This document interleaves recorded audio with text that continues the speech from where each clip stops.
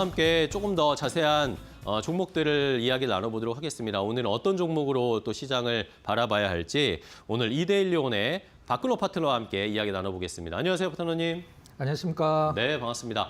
자, 파트너님은 또 오늘 어떤 종목을 집중을 하고 계실까요? 첫 번째, 박근호 파트너가 고른 종목부터 확인해 보겠습니다. 자, 삼성전자입니다. 저랑 겹쳤는데 역시 삼성전자 오늘 잘 봐야 하는 상황이죠. 파트너님께 궁금한 건 결국에는 실적 발표하고 나면 내일 삼성전자 어떤 모습 보일까 궁금한데 전략 좀 세워볼까요? 네, 그 부분 좀 말씀드려보도록 하겠습니다.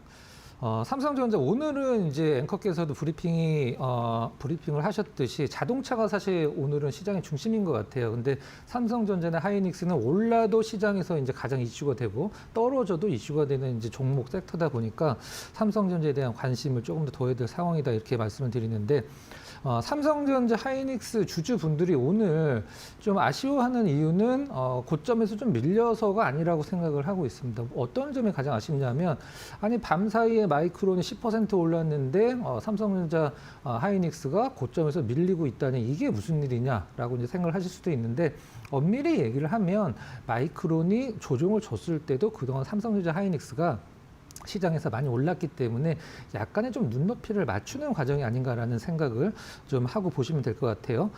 실적이 이제 가장 중요한데 사실 모두가 알고 있는 실적은 실적이 좋게 나오든 실적이 안 좋게 나오든 시장에서 큰 영향을 주지는 않습니다. 실적이 굉장히 안 좋은데요 라고 했을 때 물론 주가가 떨어지겠죠. 근데 만약에 막상 안 좋은 실적을 발표를 하고 나면 시장은 어떠한 모습을 보이냐면 불확실성 해소라는 이유로 주가가 바닥을 잡고 올라가는 경우가 다반사인데요. 삼성전자, 하이닉스는 이제 지금 작년 4분기의 실적이 이제 시작이라는 점에서 봤을 때 물론 좋은 실적이긴 합니다만 시장에서 제가 봤을 때 큰 영향은 없을 것 같아요. 이제 모두가 알고 있는 실적, 분기 영업이익으로는 최고치를 기록을 할 것이다. 2018년도 3분기가 삼성전자 역사적인 최고 실적이죠. 분기 실적으로 그걸 넘어서서 20조 원 정도를 보고 있는데 DS 부분, 반도체 부분만 딱 잘라서 본다라고 하면 하이닉스보다 조금 약간 좀 떨어지는 15조 원대 정도를 보고 있는 것 같아요. 하이닉스는 16조 원대 보고 있죠. 마이크론은 먼저 발표했을 때 9조 원대가 나왔고 상당히 좋은 실적이긴 합니다만은 그것 때문에 올랐고 그것 때문에 더 오를 거지만 이제 올해 이제 1분기, 2분기, 3분기, 4분기 실적이 더 좋아질 수밖에 없는 상황이고 작년 4분기는 이제 지나간 실적이고 주가 이제 적용이 돼 있기 때문에 큰 반향은 좀 없을 것 같습니다. 밤사이 이제 마이크론 흐름이 더 중요하다고 이제 볼 수 있는 부분인데 차트 잠깐 보면서 상당히 유의미 있는 부분 한번 좀 말씀드려보도록 하겠습니다. 이제 보시는 그림은 이제 D램이랑 그 삼성전자 주가 흐름을 이제 합성을 해놓은 건데요. 빨간색이 이제 D램이고 이제 파란색이 삼성전자입니다.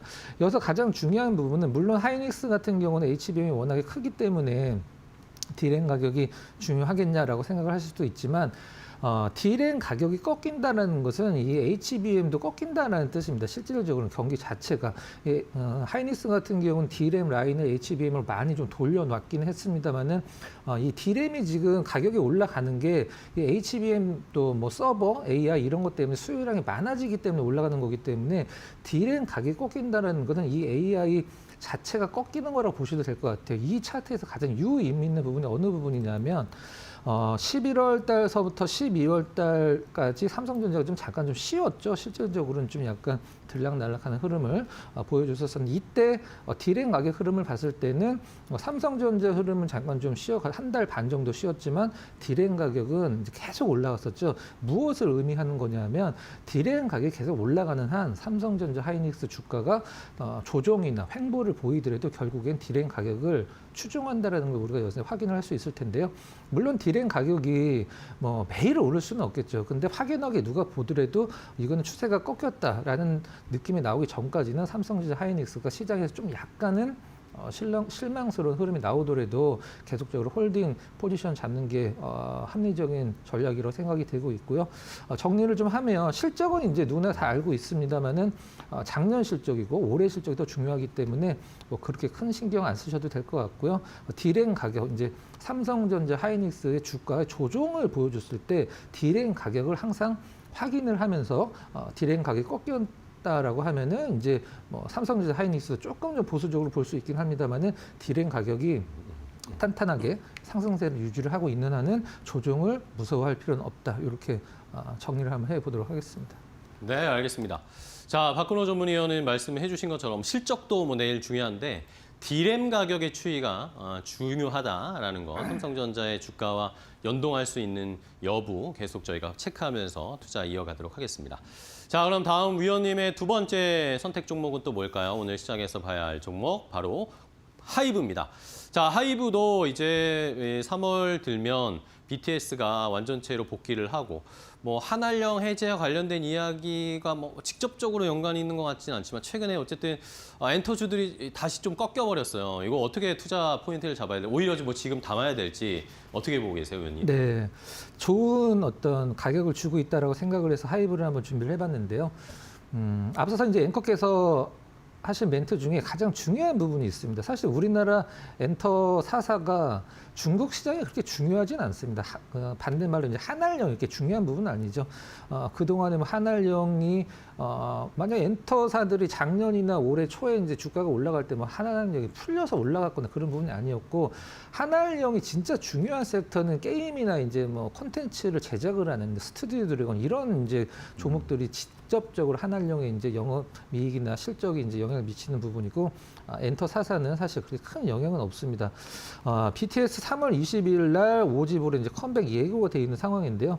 최근에 그 한중 정상회담 전까지 엔터사들 분위기가 굉장히 좀 좋았습니다. 이제 하이브 SM 위주로 굉장히 좋았었는데 좀 약간 그 찬물을 끼얹는 듯한 어떤 저 청와대 비서실장 쪽에서 나온 멘트들 좀 시간이 좀 걸릴 것 같다 이런 식으로 좀 표현을 하긴 했었습니다만은 반면에 좀 시진핑 주석 같은 경우는 그래도 나름대로 좀 긍정적인 멘트를 좀 하셨더라고요. 어떤 식으로 했냐면 석자의 얼음이 뭐 한 번에 녹지는 않는다라고 이제 표현을 했는데 물론 뭐 갑자기 이걸 한꺼번에 뭐 한알령이라는 건 사실 공식적으로 존재하는 건 아니기 때문에 공식적으로 해제도 없는 거긴 하죠. 실질적으로는. 근데 석자의 얼음이 한 번에 녹지 않듯이 차츰차츰 해결이 될 것이다라고 표현을 한 부분은 그래도 나름대로 좀 약간 긍정적으로 생각을 해야 될 부분이 있지 않나라는 생각을 좀 하고 있습니다.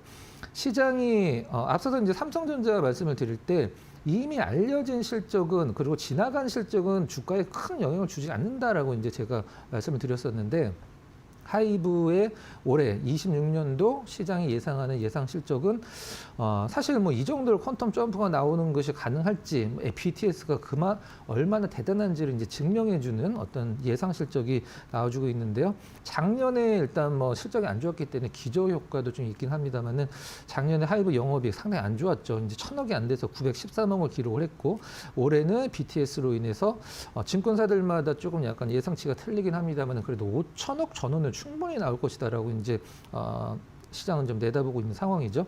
실질적으로 우리나라가 이제 뭐 이 문화 콘텐츠를 수출하는 입장에서 K-팝이라고 표현을 하면은 K-팝의 콘서트, 그다음에 음반, 굿즈, 스트리밍 다 합쳐서 1조 넘은 게 사실 작년에 처음 1조를 넘었거든요. 모든 그룹, 걸그룹과 아이돌 다 합쳤을 때 1년에 1조 넘은 게 작년인데 반면에 그 일본은 애니메이션 귀멸의 칼날 하나 갖고도 그 1조 원이 넘는 수출을 기록을 하고 있는 상황에서 저는 이제 이런 생각을 좀 해봐요. 원래는 우리나라 수출에서 가장 중요한 건 사실 게임입니다. 게임이 거의 외국으로 수출할 때 70% 이상을 차지하기 때문에 근데 지금은 엔터사 쪽에서 그 이제 그 한번 콘서트 같은 걸 하면은 그게 엄청난 파급 효과가 있기 때문에 그것 때문에 이 BTS 같은 경우도 없었던 이제 콘서트가 내년 이제 열리니까 실질적으로 완전체 복귀라고 해서 그 부분에서 하이브의 어떤 영업이익이 퀀텀 점프가 좀 되고 있는 것 같아요. 위버스도 이제 뭐 BTS가 돌아오면 당연히 뭐 위버스도 좋아지겠죠. 물론 지금 개인적으로도 위버스에서 활동을 하긴 합니다만은 일단 엔터사들 지역별로 가장 큰 매출 비중을 보여주는 게 일본입니다. 일본 그 다음에 미국, 중국 이런 순인데 중국이 큰 신경 안 쓴다고 하더라도 나름대로 10%가 넘는 비중이기 때문에 차츰차츰 이제 한알령이 해제가 되면서 중국 쪽에서의 어떤 콘서트가 활성화된다라고 하면은 뭐 하이브 그 다음에 나머지 그 빅 4사 중에 남미 밑에 있는 3사들도 상당히 좋은 실적을 예상을 할 수가 있겠습니다. 차트 잠깐 보면서 한번 좀 말씀드려보도록 할게요. 우리가 보통 주가가 하락을 하느냐 아니면은 조정이냐라는 판단을 했을 때는 사실 이렇게 지금 하이브에서 보여지는 것처럼 떨어질 때는 모르죠. 이제 올라간 다음에 이제 조정이냐 아니면 하락이냐가 결정이 되는 건데 지금은 오늘 이제 거래량 전일 대비해서 이제 좋아지고 있는 늘어나고 있는 상황 그리고 까만색 선의 5일선, 빨간색 선의 21선을 사이에 두고 밑골이 달아주는 한마디로 누가 보더라도 안정된 좀 약간 조정을 보여주고 있는 그런 차트로 좀 보여지고 있는 상황이고요. 수급은 오늘 외국인들은 매수, 기관은 좀 약간 매도 쪽으로 잡히고 있는 것 같은데 정리를 하면 만약에 3일 연속 떨어지는 게 한알령에 대한 기대감이 좀 약간 줄어들면서 떨어졌다라고 하면 이건 제가 봤을 땐 좀 완벽한 좀 매수 찬스가 아닌가라는 생각을 하면서 정리를 하도록 하겠습니다. 네, 알겠습니다. 자, 하이브는 오히려 매수 기회를 주고 있다는 평가를 해주셨어요. 자, 좋습니다. 그럼 오늘 위원님 포착한 포착 종목 좀 체크해 볼까요? 네, 오늘은 두산 바켓을 좀 준비를 두산 바켓, 했는데요. 네. 일단 종목도 종목이지만 오늘 같은 날은 굳이 여러분들이 어떤 매수 쪽으로 가담을 하실 때 올라간 종목을 억지로 찾아서 그 종목을 매수하실 필요가 없습니다. 오늘은 오히려 좀 안정된 조정을 보여주는 종목군들을 사는 게 맞겠죠. 어제 그 현대차 같은 느낌이죠. 실질적으로는. 자, 두산 바켓 한번 좀 간단하게 브리핑을 드려보도록 하겠습니다. 지금 CES가 이제 시장에서 가장 많은 뉴스가 나오고 있는 부분 중에 하나인데 이제 두산 바켓도 CES에서 AI 음성으로 이제 작동을 하는 그 건설 장비를 좀 발표를 했죠. 이 부분들이 시장에서 어제 좀 약간 상승에 좀 기여한 부분이 크지 않았나라는 생각을 하고 있는데 오늘은 시장에서 웬만한 종목군들이 좀 하락을 하고 있기 때문에 종목 자체적인 하락은 좀 아니라고 좀 생각이 듭니다. 지금 두산 바켓에서 가장 큰 변화라고 한다라고 하면 딱 하나를 꼽을 수가 있는데요. 그 부분이 어떤 것이냐면 두산 바켓은 그동안에 북미 쪽 위주의 어떤 성장과 매출 구조였다라고 하면 그건 이제 유럽으로 지금 옮겨가는 상황이거든요. 유럽 쪽의 매출이 가장 아쉬웠었는데 3조 원 정도를 들여서 유럽에서 이제 소형 건설 중장비 업체를 인수를 하려고 논의를 하고 있는 상황인데 비커 노이슨이라는 기업이죠.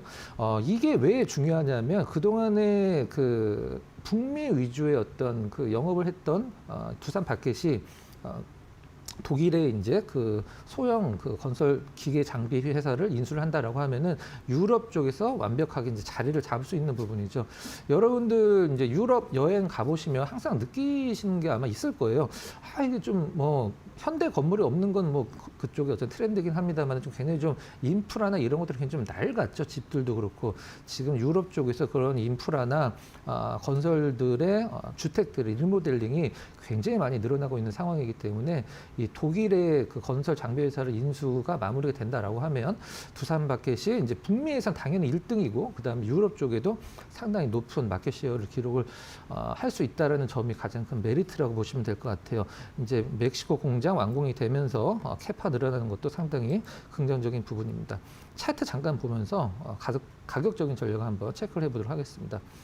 매수 가격은 지금 현재 59,300원이니까 뭐 6만 원 이하에서는 그렇게 큰 문제 된다라고 생각을 하진 않고요. 6만 원 이하는 뭐 상당히 무난한 가격이다. 목표 가격은 올해 이제 6월 달에 이제 고점 정도라고 할 수 있는 한 73,000원 정도를 한번 설정을 해보고요. 손절매 가격은 딱 눈에 보이는 자리 전 저점이죠. 작년 말과 올해 초에 이루어졌던 가격대인 한 56,000원 정도를 손절매 가격으로 한번 제시를 해드리도록 하겠습니다. 네, 알겠습니다. 자, 오늘 포착하신 종목은 두산 바켓, 역시 CES에 참가해서 또 새로운 미래 비전을 보여준 두산 바켓 또 저희가 잘 살펴보도록 하겠습니다. 자, 오늘 종목 파인더 박근호 전문위원과 함께 했는데요. 위원님 오늘 좋은 종목 소개해 주셔서 감사하고요. 다음 시간에 또 뵙겠습니다.